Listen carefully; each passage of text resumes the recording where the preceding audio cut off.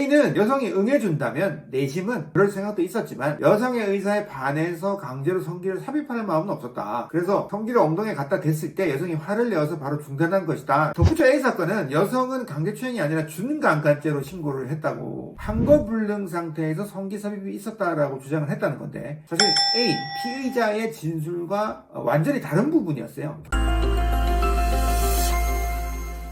자, 두 개의 사건이 있습니다. 둘 다 이제 강간죄로 고소가 된 사건입니다. 하나는 준강간죄로, 다른 하나는 이제 강간미수죄로 고소가 됐는데요. 이 두 가지 사건, 수사가 종결되고 나서 갑자기 제명이 강제추행죄로 바뀝니다. 무슨 이유였을까요? 강간죄나 강간미수죄로 조사를 받다가 나중에 제명이 강제추행죄로 바뀌는 경우는 실무상 제법 사례를 찾아볼 수 있는데, 고소를 당한 피의자 입장에서 보면 이 징역형만 규정된 강간죄보다는 벌금형도 규정된 강제추행죄로 이 제명이 바뀌는 것이 처벌 수준에 있어서는 분명 이익일 수는 있을 겁니다. 오늘 이 두 가지 사건을 통해서 강간죄와 강제추행죄의 차이점을 알아보고, 강간죄로 고소당한 경우 대처에 따라 강제추행죄로 제명이 바뀔 수는 있는 것인지, 이런 것까지 좀 살펴보겠습니다. 첫 번째 A 사건의 개요부터 한번 보겠습니다. A는 숙박업소에서 한 여성과 있었습니다. 여성이 엎드려 누워 있었는데 순간 충동적으로 자신의 성기를 여성의 엉덩이에 갖다 대게 됐죠. 이때 여성이 벌떡 일어나서 뒤돌아보면서 뭐 하는 거냐, 화를 내어서 A는 그 행위를 중단하고 미안하다고 바로 이제 사과를 합니다. A 사건은 어떤 제명이 적용되는 사건일까요? A가 당시 한 행동을 보면은 엎드려 누워있는 여성의 엉덩이에 자기의 성기를 이렇게 갖다 댔다, 이런 내용이잖아요. 그때 여성이 화를 내서 딱 중단이 됐다, 이겁니다. 일단 이 신체 접촉이 있었으니까 이건 추행 행위가 맞죠. 추행의 사실관계가 맞다는 얘기입니다. 그러면 왜 갖다 댔느냐가 문제가 될 수는 있겠습니다만, A가 사과를 바로 했다고 했으니까 여성의 동의가 없었다, 그리고 엎드려 누워 있었다, 이런 내용이 있잖아요. 의사에 반한 행동이었다는 겁니다. 뒤쪽에서 갖다 댔으니까. 그러면 뭐다? 이 추행 자체가 어떠한 유형적 행사라고 보는 소위 기습추행에 해당할 수 있는 사안이죠. 결국 강제추행죄 사건인 겁니다. 사건 당일 여성은 A를 경찰에 신고를 했습니다. 그런데 나중에 A가 신고 내용을 확인해 보니까 강제추행죄가 아니라 준강간죄였죠. 그러나 실은 A는 성기를 삽입한 사실은 없었죠. 여기서 이제 A 사건의 숨은 쟁점이 나오는데요. 성기 삽입을 하지 않았다고 해도 성기를 엉덩이에 갖다 댄 행위, 이것이 단순히 추행이 아니라 성기 삽입을 하려는 행위의 일부로 보일 수도 있고, 실제 성기 삽입을 하지는 않았으니 결국 준강간을 하려다 미수에 그친 바로 준강간 미수죄를 적용할 수도 있게 된다는 점입니다. 이 강간 미수냐 강제추행이냐,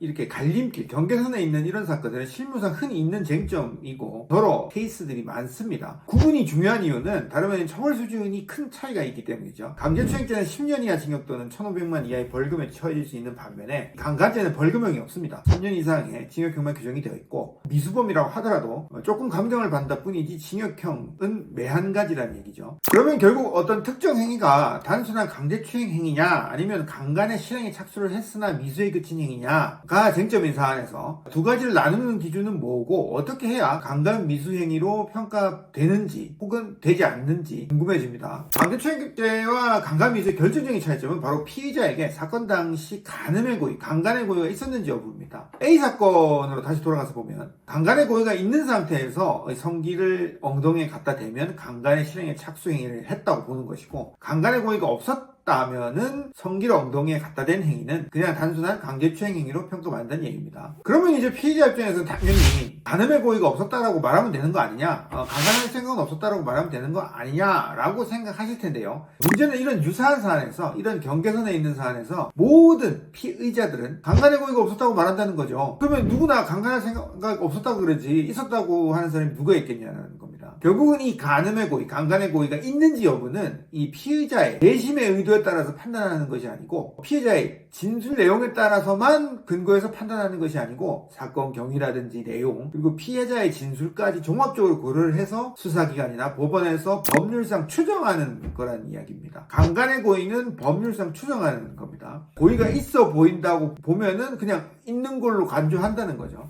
피의자 입장에서는 내가 진짜 강간의 고의, 그러니까 의사에 반해서 성관계를 할 생각은 없었는데 정황상 강간의 고의가 있었다고 판단되는 경우가 생긴다는 이야기죠. 그럼 그렇게 되면 되게 억울할 거 아니겠습니까? 그래서 수사기관에서의 진술이 매우 중요해집니다. 그러면 아까 본 사례 A는 어떻게 진술했을까요? A는 여성의 의사를 묻거나 사전에 어떤 협의가 있었던 것이 아닌 채 성기를 엉덩이에 갖다 댄 것이니까 여성의 의사에 반해서 신체 접촉을 한 사실관계, 그리고 의사에 반한 신체 접촉이었다는 것, 그러니까 추행의 고의가 있었다는 내용은 모두 인정을 했습니다. 그런데 이 성기를 갖다 댄 행위 직후에 피해자가 화를 냈기 때문에 중간에 그만두었고 그 이상 신체 접촉이 없었고 여성이 주장하는 성기 삽입 사실조차 없었다고 진술을 하죠. 이거는 이제 강간의 사실관계와 강간의 고의를 동시에 부정하는 의미의 그런 진술인 셈입니다. 이렇게 진술을 하고 나면 수사기관에서는 재질문을 합니다. 성기의 엉덩이에 갖다 댄 이유가 뭐냐, 성기를 삽입하려다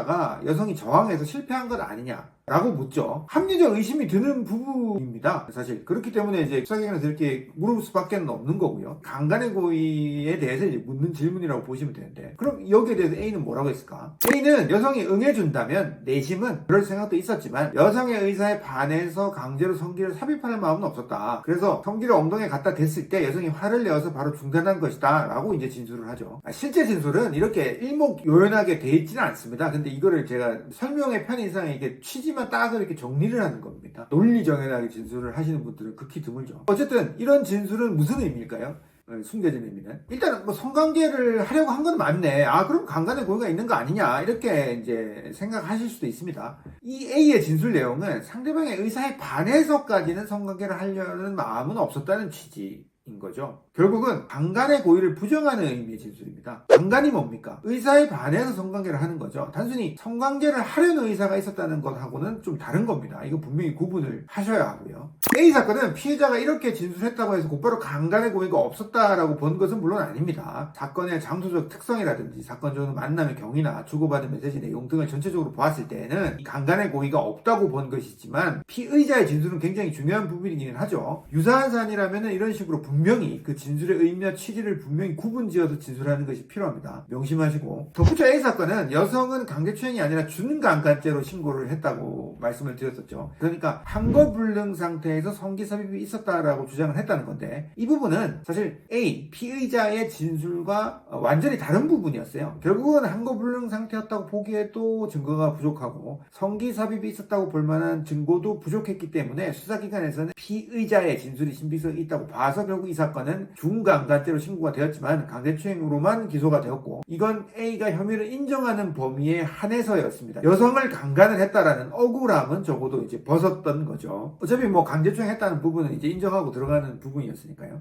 다음 사건입니다. B는 한 여성과 집안에 있었습니다. B는 여성이 자신에게 다가오자 손으로 여성을 잡아 끌어안아서 침대에 이제 눕히게 되었고, 그 과정에서 이제 손으로 여성 신체 일부를 이제 만지게 되는데, 이때 여성은 그만하라고 이제 거절을 합니다. 그래서 이제 B는 중단하고 곧바로 사과를 하죠. 약간 A하고 비슷하기도 한데 좀 다릅니다. 사건 이후 여성은 경찰에 신고를 했고, B가 이제 나중에 신고 내용을 확인해 보니까 갑자기 끌어안아 침대에 눕힌 후 강간을 하려고 했으나 저항을 해서 미수에 그쳤다, 이런 내용이었어요. 결국은 이제 강간 미수죄로 신고가 됐다는 겁니다. 이제 이 신고 내용을 확인하기 전까지 B는 강제추행죄라고 생각을 하고 있었거든요. 앞서 A 사례에서 우리가 배웠죠. B의 경우도 수사기관에서 보면 B가 그때 강간하려고 한 건 아니냐라는 의구심이 드는 사안은 맞습니다. 그렇죠? 이것도 침대에서 생긴 일이기도 하고요. 이런 사안은 실무상 강제추행으로 고소가 되었어도 수사기관에서 강간미수로 의율해서 사건을 처리할 수도 있는 거거든요. 역시 강간미수냐 강제추행이냐의 구분이 중요한 그런 경계선에 있는 사건인 겁니다. 그럼 B는 어떻게 진술했냐 보면, 역시 잡아 끌어안아 눕히고 특정 신체부위를 만진 사실관계 자체는 인정을 했죠. 그런데 여성이 거절을 해서 딱 거기까지였다. 그러니까 거절해서 관뒀으니 강간의 고의가 없었다는 취지입니다. A하고 조금 비슷해요. B 사안 역시 여성을 잡아 당겨서 침대에 눕히고 만지는 행위를 했다는 거니까 왜 침대에 눕혔는지, 침대에 눕혀서 뭐 하려고 했던 건지가 이제 중요해지는 거죠. 그럼 그 눕히고 만지는 행위가 강간행위 실행의 착수를 한 걸로 볼 수 있지 않느냐라는 건데요. 역시 강간의 고의 유무가 이 사건을 강제추행죄를 적용할 것인가 강간미수죄를 적용할 것인가에 있어서 기준점이 되는 겁니다. 이 진술 내용을 좀 보면 수사기관은 간음의 고의가 있었는지 여부에 대해서 이제 물어봤죠. 여성을 이제 잡아 끌어안아서 침대에 눕히고 만진 이유가 강제로 성관계를 하려고 한 것 아니냐, 강제로 강간을 하려고 한 거 아니냐 이런 취지인 거죠. 그렇게 물어봤더니 이제 B는 성관계를 하려고 한 거는 맞다. 그런데 강제로 할 생각은 없었다. 이렇게 얘기하죠. 결국은 성관계를 염두에 둔 것이었지만 강제로 할 생각은 없었다. 강간의 고의가 없었다. 이런 진술이에요. 여기서 짚고 넘어가야 될 부분이 또 있습니다. B 사안을 가만히 생각을 해보면 성관계를 하려고 스킨십을 시작을 했는데 여성이 거절해서 그만둔 것이 전부잖아요.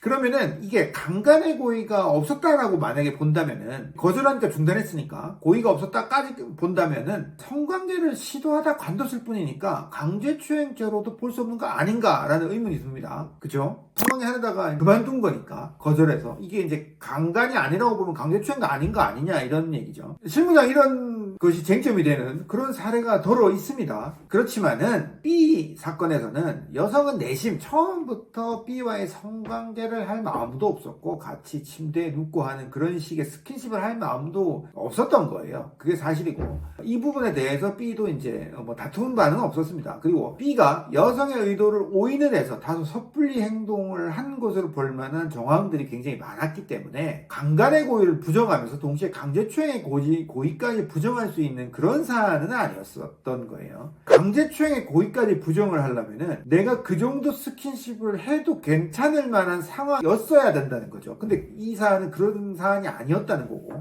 눕히고 만지고 하는 그런 사실관계 자체는 추행 행위임은 이제 물론이니까 추행의 고의가 있었는지 여부까지 부정을 해야 결국은 강제추행까지 죄가 안 간다는 얘기인 거잖아요. 물론 이제 강제추행은 인정을 하고 강간미수의 점은 부인을 하는 것이 B의 어떤 전략이었을 수도 있을 겁니다. 강제추행은 인정될 수 있는 사안인데도 무작정 강제추행도 그리고 강간도 부인을 한다면은 오히려 B의 진술의 신빙성이 떨어져 보일 수도 있겠죠. 그래서 이런 부분에 대해서 판단을 잘 해서 진술을 해야 된다라는 것을 분명히 좀 알아둘 필요는 있을 것 같습니다.